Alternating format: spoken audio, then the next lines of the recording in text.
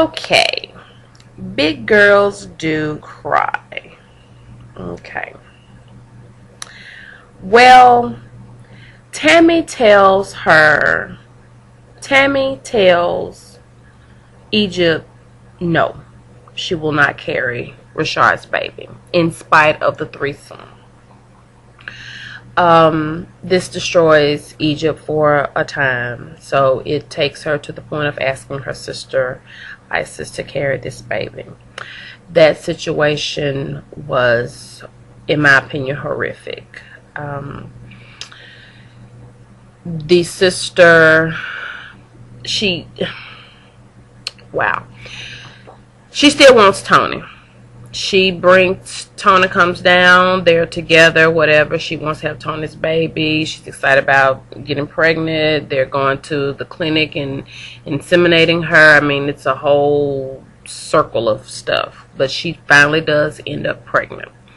So, what they believe is with Rashad's baby. Well, Rashad becomes a little protective of Isis, and this gets under Egypt's skin.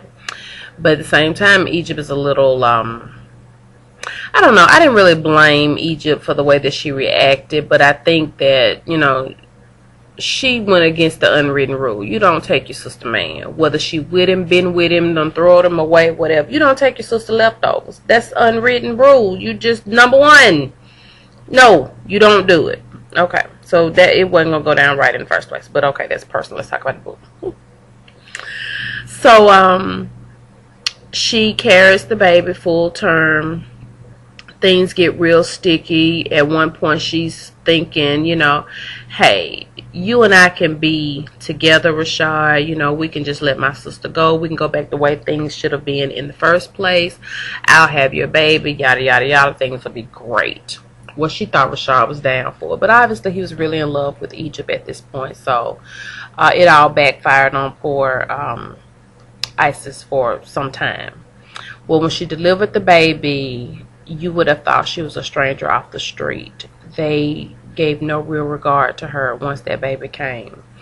They refused to let her hold the baby. They did not want her to see the baby. Wanted to make sure she had no attachments to the baby. It was really quite sad. It was like she delivered the baby and it was like, okay, the doctor fixed her, cleaned her up, and thank you, whatever.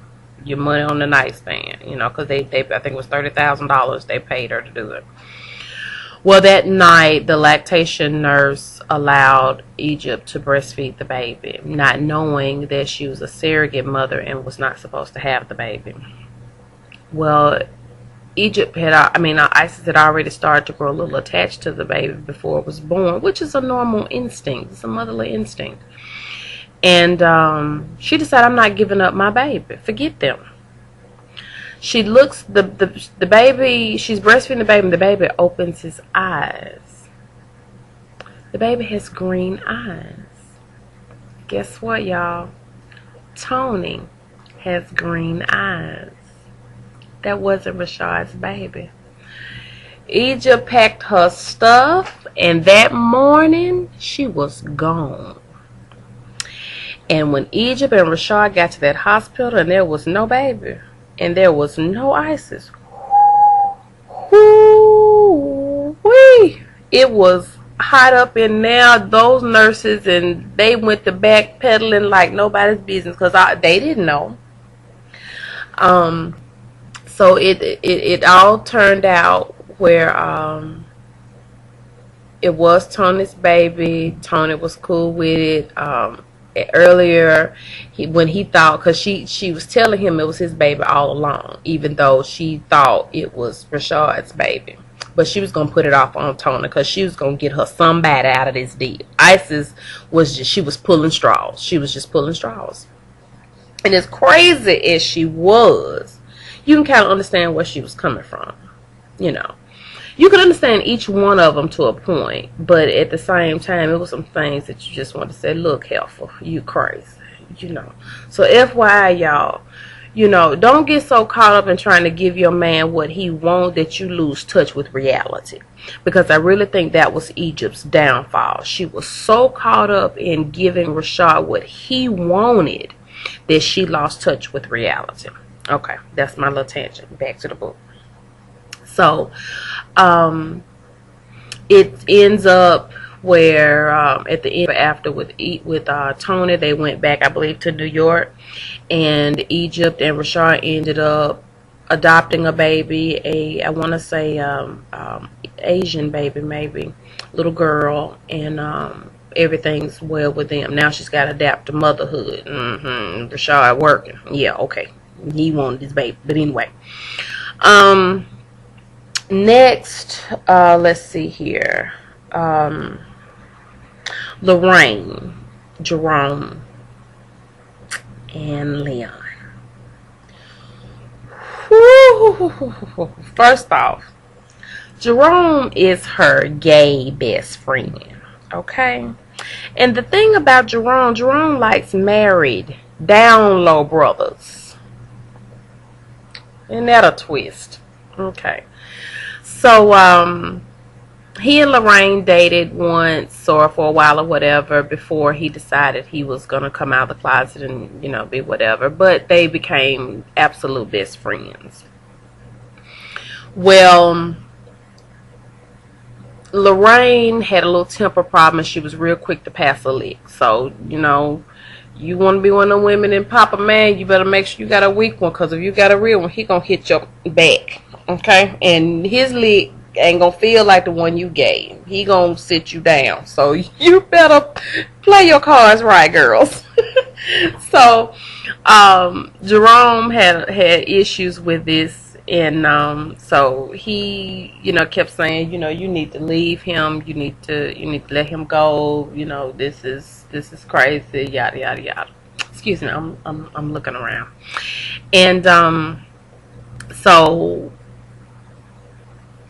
she found a pair of panties in her sofa. She found a pair of panties under her sheets. So she's like, you know, dude, you cheating. And I want to say another word. I'm trying to be politically correct. You're cheating on me. So after all of these displays, whatever, they end up separating. And she's a PR person, and she has a, you know, she's a classy lady or whatever, so she can't have her stuff just raggedy, you know. She's about business, and then she's running her own business. And her and Jerome, they're partners, but Jerome kind of plays the behind the scenes part, so he's like her right hand receptionist kind of, you know, deal. That's the role he plays in the office, although the business belongs to the two of them or whatever. So, you know, through different bouts that she and Leon had or whatever, like I said, they ended up separated, and her and Jerome are just best friends, whatever. So then there's this guy named Michael that they see one night in the club, and Michael was the brother of a friend that Lorraine had growing up, who always had a crush on her that she didn't know, but he was a chubby kid, and he was the little brother, you know, so nobody really paid him any attention. So they see him in the club one night, and he tells her, you know, I've always liked you or whatever. So she's like, yeah, you know, okay or whatever. So Lorraine's pretty much a one man's woman. So, you know, she was like, you know, that's sweet and all that, yeah, but, you know, she really want to work out what's going on with her family. Oh, let me tell you what really made them separate. She comes home. This lady walks up her driveway, introduces herself, and tells her that she is the woman that her husband has been sleeping with. She didn't hit her, y'all. She didn't hit her. Now, how many of y'all would have popped that for walking up on you at your house, in your driveway, and tell you she's kicking it all the way live with your husband? How many of y'all wouldn't have put her to sleep? At least for a couple of weeks. You know, one good lick. Out of not, okay, yeah. Okay, this book. Off of my tangent, back to the book. Okay. So, that was the straw that broke the camel's back. So, they separated after that. I forgot I had my mascara. I'm just rubbing it off. And so, she meets Michael, and Jerome fixes it up where they can, you know, really kind of hook up. So, of course, they did, and they're having a great time. You know, everything's wonderful. Well, after a little time goes by and different events, again, I'm giving y'all a good idea of the book, but not giving you every single detail because I don't want to ruin it for those of you who do want to go out there and read it, but I want to tell you still, you know, a little bit about the books. So, she goes out and, no, she finds out that Jerome staged everything. From the panties to the lady. He paid the lady. I forgot right now exactly how it went down. I'll come back to it in a minute.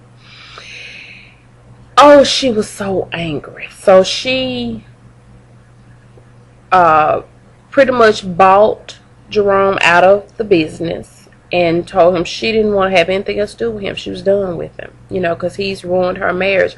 How dare your best friend decide what's best for you, and he sets up and sabotages your husband to end your marriage because he doesn't like your husband. I mean, come on, that's some cold stuff. So she cuts him off, and she pursues Michael head on, you know. I mean, no, I'm sorry. Whoops, I got off. That was beforehand. So she gets her husband to come back. They talk about it. She's apologetic to him, you know. I forgive you. I'm so sorry. Yada yada yada. I should have known better. Yada yada yada. So they start working on their marriage. In the process, they've started going to counseling, and they learn that there's quite a few problems. Well, Leon has one big problem in their marriage, and I'll just say he Johnny Quick, Mini Man, yeah, this was an issue. So this was brought out in the counseling session, so the counselor began to work with him on that, and of course Lorraine just came across as this lady that liked to throw leaks, which, you know, a couple of instances that's exactly what you were doing. So they're working on their marriage, and Leon goes through the counseling or what have you. Well, their story ends with her still hanging on to Michael on the side because she needs a little completion every now and then, or yeah. So you know, you get your 30 seconds over here, and you get your 30 minutes to 3 hours over there. So that was Lorraine's that was her deal. That's what she had going on. So that's what took you into Torn Between Two Lovers. But we're still in Big Girls Do Cry right now, okay? So what she did, they, you know, that was the story with them. So that book, it pretty much ends with that, with the secret that she's got, that secret lover out there on the side, and that Leon will continue to go through counseling, get himself together. So that's how that book ends. It was very juicy. I think he did a good job in closing it off, although he was telling you all along that he was writing another one, a sequel to it. The story with Egypt and ISIS came to a close. The next book, which is Torn Between Lovers, is about Lorraine, Michael, her husband Leon, and Jerome. Okay. Also, there's a guy that Jerome gets with named Peter, who was a married down low brother who decided that after being with Jerome, he was gonna leave his family and be with him. Well, Jerome didn't want him like that. That wasn't his thing. So this guy was like, hey, if I can't have it, can't nobody have it. So he became a living stalker. And I mean, he was a dangerous stalker because he was bringing stuff out for the public to see. So that character becomes very interesting, and the things that he does, it carries over into the next one as well. So, but it plays out, like I said, the next book plays out Leon, Lorraine, Jerome, and their life. So stay tuned for the review on Torn Between Two Lovers. And this is Mrs. D6, all natural.